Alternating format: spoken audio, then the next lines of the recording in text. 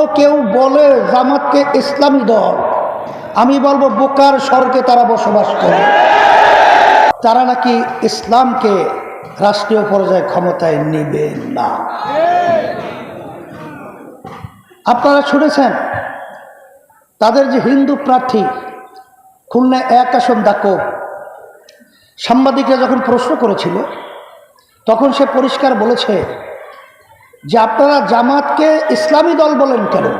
জামাত তো ইসলামী দল না, একবার দুইবার না।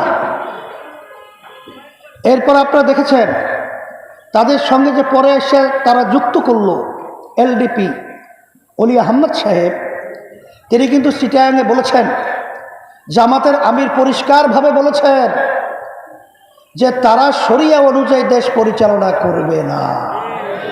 শরিয়া মানেই ইসলাম। আজকে আপনারা দেখেছেন তাদের সঙ্গে জোটবদ্ধ রয়েছে এনসিপি। নাহিদ বলেছে জামাত ক্ষমতায় আসলেও কখনো এ দেশ, ধর্মীয় রীতিনীতি এই জামাতের মাধ্যমে বাস্তবায়িত হবে না।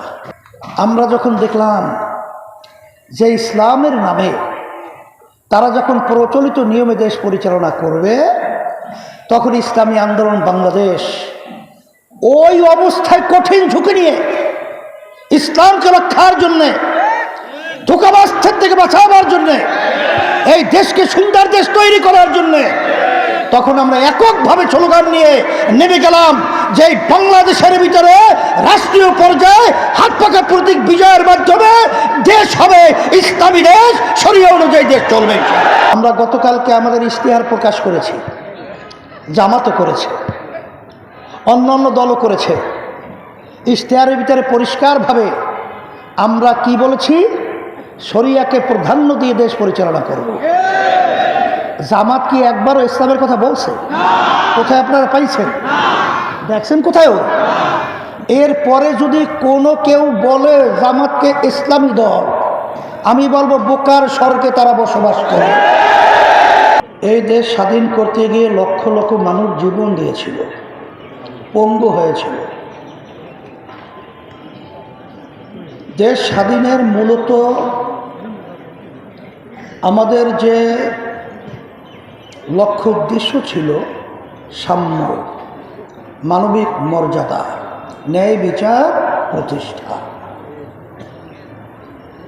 কিন্তু স্বাধীনতার পরে দেশ পরিচালনা যারা করেছে, এদের মাধ্যমে এই তিনটার একটাও আমরা বাস্তবে দেখতে পাইনি।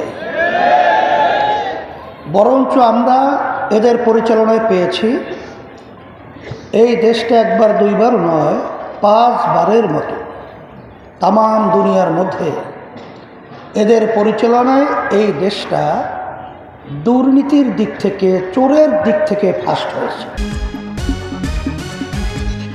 আপনারা দেখছেন অনুসন্ধান নিউজ 24 টিভি।